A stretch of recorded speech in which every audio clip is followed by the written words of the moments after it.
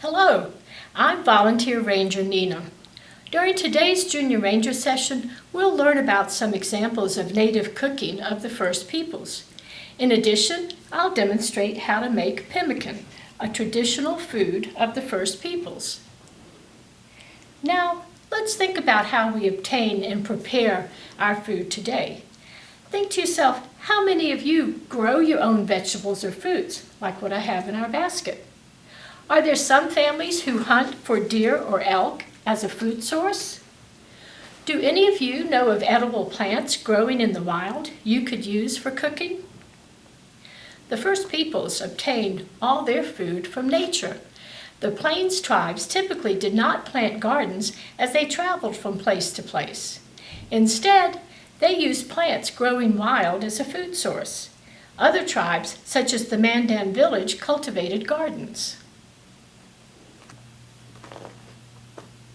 Now, let's look at some examples of plants used by the First Peoples. Be sure to stop by the Park Visitor Center and pick up your copy of the Native Cooking Booklet.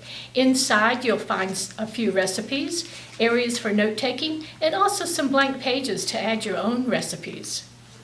Bitterroot is Montana's state flower. The roots only would be used, not the top, due to its bitterness. The roots could be chewed when raw, but usually they were cooked. Often the roots were made into a sauce. When you pick up your Native Cooking Booklet, you'll see that I've included a recipe for bitterroot sauce. Another plant was camas. Its roots appear black on the outside, a bit leathery looking and chewy with a licorice-like flavor. Breadroot, or biscuit root, was another important root crop, typically found on dry ground in the drier western regions. The roots were usually dug in spring, just after blossoming. The tribes would peel them and eat them raw or boil them. They were also sun-dried for later use. Next, we have the familiar sunflower seeds. These would have been the first seeds to have been planted in the spring. The seeds were often roasted or parched. Often the parched seeds would be pounded into a powdery meal with a stone mortar or grinding stone such as we have here. Our final plant found in nature is yucca. It has a slightly sweet and nutty flavor. Fresh yucca flowers were a treat to eat. Its roots were also eaten, possibly roasted like potatoes. So now that we've had a brief introduction to some of the plants used as food by the First Peoples, let's learn how to make a traditional dish called pemmican. Pemmican is made using a mixture of dried meat, such as beef jerky, which I used, or you could use any other lean meat, such as deer or elk meat. You would also need an animal fat.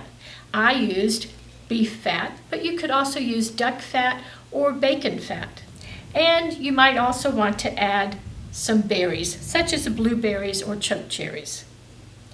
The First Peoples would first dry the meat from bison, elk, or deer over a slow-burning fire or in the sun. Next, they would have used a grinding stone such as this to pound it into a powdery form.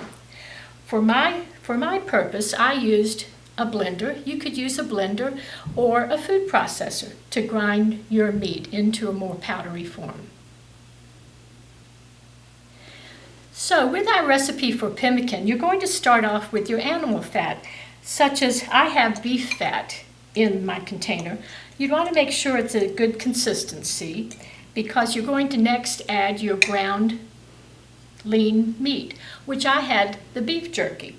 So I've ground this into a finer powdery consistency, and you want to add enough into the fat so that you'll be able to form it into a patty after you've added your berries.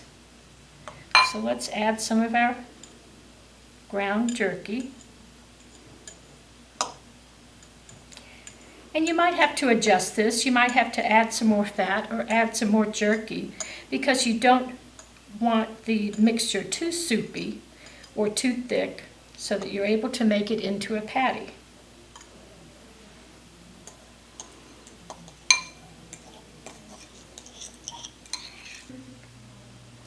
So now I'm going to add some blueberries that I used my blender for grinding them into a smaller consistency. So I'll add some blueberries, and again you want to be able to make sure that you mix it thoroughly and that you have enough in the mixture so that you can form it into a better consistency. You want it to be able to form it into a patty or a cake. So I'm going to scoop it out from my bowl and just shape it in the palm of your hands. Nice and easy, and it should hold together. So there's my cake of pemmican. And for storage, you'd want to use an airtight container, such as my little plastic container here. Just put the pemmican in the plastic container and seal it tightly. And it's known that pemmican, when stored, could last for months, sometimes years. We will be posting additional information about pemmican and other native foods on our Facebook page later today.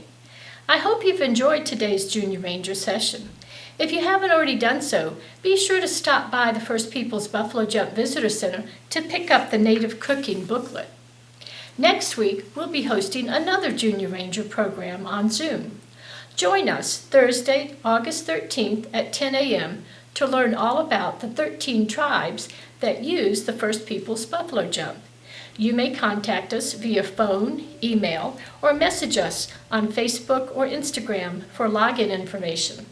Thank you for tuning in, and we hope to see you next week.